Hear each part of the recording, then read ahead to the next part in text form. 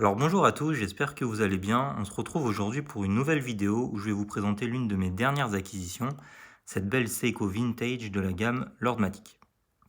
Alors tout d'abord, commençons un peu par l'histoire de cette montre. Parlons justement de la gamme Lordmatic. Donc c'est une montre de moyenne gamme, on va dire, qui a été introduite au Japon dans les années 1970 donc par Seiko et qui avait une des fonctions, une des premières montres à avoir la fonction justement day date. Donc on affiche à la fois le jour de la semaine et la date du mois.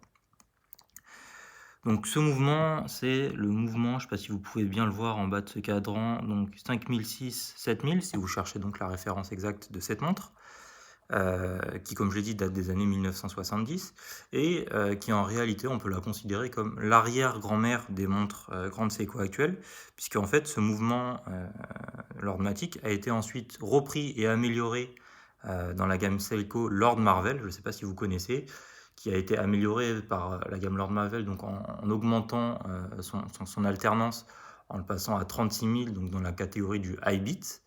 Et ensuite, ce mouvement Lord Marvel a été utilisé dans les premières montres King Seiko, qui est actuellement l'ancêtre le plus connu des montres Grande Seiko actuelles. D'accord. Donc c'est un petit peu considéré comme l'arrière-grand-maître des montres Grande Seiko. Alors ce qui est très sympa, je trouve, sur ce modèle, c'est justement sur cette complication day date au niveau du jour, parce que vous pouvez le voir que en fait, elle s'affiche en deux langues, à la fois en anglais et également en japonais, ce qui est le cas ici. Alors ça s'appelle plus précisément du kanji. Et donc chaque jour de la semaine est représenté par un symbole japonais. Ça, je trouve, c'est quelque chose qui est très sympa, très joli à regarder. Je vais vous montrer un petit peu plus en détail justement les différents jours de la semaine parce que c'est un petit peu le côté original de cette montre. Donc, comme la plupart des montres, si on tire totalement la couronne, on a un stop seconde. On avait déjà la fonction stop seconde à l'époque. Alors là, je vais la tirer uniquement une fois. Donc, dans un sens, on change le jour de la semaine et dans l'autre sens, on change la date. Donc là, actuellement, la montre est réglée sur le lundi. Donc, c'est ce symbole-là. Non, là, c'est le jour. Hop, je vais tirer dans l'autre sens, pardon. Donc là, voilà, on passe en anglais. Donc ça, c'est le mardi en japonais.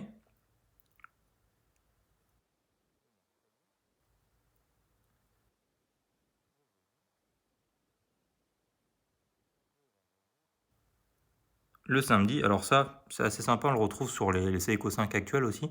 C'est que le week-end, donc le samedi et le dimanche, est en couleur. Donc le samedi ici qui est en bleu et le dimanche qui est en rouge. Voilà, donc ça donne une petite touche de couleur à ce cadran, ce qui je trouve plutôt sympa.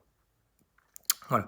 Alors, cette montre à la base, elle vient pas sur ce bracelet-là, elle vient sur un bracelet donc avec justement le logo appliqué Lord Marvel, Lordmatic, pardon, excusez-moi, comme je l'évoquais tout à l'heure. Mais voilà, c'est un bracelet qui est plutôt ancien, qui a beaucoup de jeux, qui fait pas mal de bruit. Bon, il a vieilli, hein, forcément.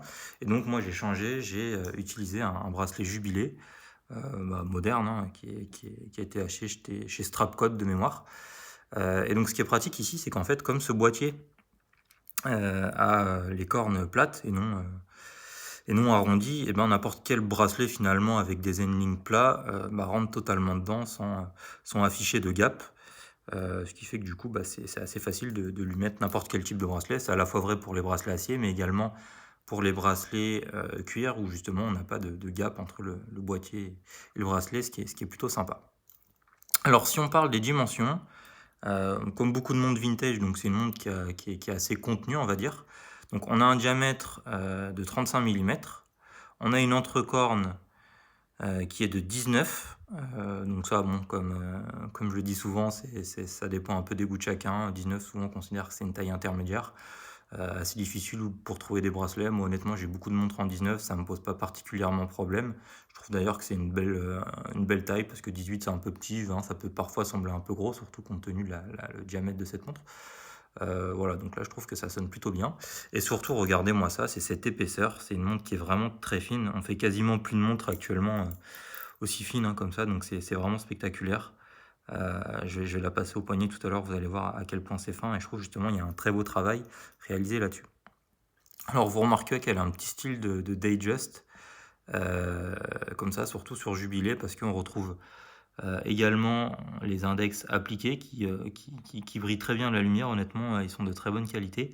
Et puis on a des aiguilles, des heures et des minutes de type Dauphine, également qui réfléchissent très bien à la lumière. Voilà, donc honnêtement, je trouve que c'est une montre qui est très belle, qui fait très habillé et qui est une bonne alternative à une Rolex Datejust. Voilà, si on veut rester dans le vintage, qu'on veut pas forcément trop dépenser, on a une très belle montre ici, qui ne vaut honnêtement pas cher et qui a un niveau de finition assez exceptionnel. On est au même niveau de finition à mon sens que des montres King Seiko par exemple qui valent 2, 3, 4 fois plus cher et les grandes Seiko j'en parle même pas. Alors attendez, je vais le passer au poignet pour vous montrer ce que ça donne. Vous voyez bien, donc moi pour information, donc j'ai un poignet qui fait 17 cm de diamètre, qui est assez plat. Et donc vous voyez que malgré ce diamètre de 35, honnêtement, je trouve que ça passe très bien, ça fait pas du tout trop petit. Au contraire, ça fait plutôt habillé. Regardez cette épaisseur, là je vous en parlais, surtout quand on met le poignet bien à plat comme ça, la montre passe quasiment inaperçue, elle rentre évidemment très bien sous une chemise, etc. Et je trouve que sur ce bracelet jubilé, ça le fait totalement. Le cadran ensoleillé est de plus bel effet. Alors c'est un cadran donc, qui est argenté mais qui prend parfois des reflets champagne dès qu'il y a un peu de lumière, donc je trouve ça très beau. Je ne sais pas si vous le voyez bien à l'écran, mais honnêtement, j'ai une Rolex qui est une Oyster perpétuelle date et qui a un cadran un peu similaire. Et je trouve qu'au niveau de la finition, bon, c'est évidemment pas Rolex, mais on est quand même pas très loin et surtout pour un prix. De mémoire, celle-ci, je l'ai payée 300 € sur Chrono24, donc je l'ai acheté d'occasion sur Chrono24 à un professionnel. Écoutez, on en a vraiment pour son argent. On a peu de montres, à mon sens, qui ont une qualité, un niveau de finition aussi bon pour ce niveau de prix. Alors, ce qui est sympa, je vais revenir un petit peu aussi dessus sur le boîtier. On a un boîtier typique un peu de ce qui se fait chez Seiko, Grande Seiko, qui est un peu en diamant. Donc en fait, on a une alternance de face brossée et polie. Donc là, on peut le voir, les deux côtés, ici et ici, c'est complètement brossé. Je ne sais pas si vous le voyez bien à la caméra. Et ici, on est sur du poli. Alors évidemment, là, il y a quelques rayures, hein, donc on ne voit pas forcément à 100% cet effet, cet écart entre le poli et le brossé. Mais en tout cas, voilà, je trouve ça très sympa. On est sur un boîtier qui a une forme originale qu'on ne trouve pas partout. Moi, j'aime beaucoup. Voilà. Que dire de plus? Écoutez, je pense qu'on a à peu près fait le tour. On a un fond plein qui est vissé. Voilà. Où on a, hop, je le mets dans le bon sens, pardon. Voilà, on a le mouvement Seiko. Hop, je sais pas si vous voyez bien, Seiko, Lordmatic, etc. Voilà, la couronne qui est non signée. Voilà, ça.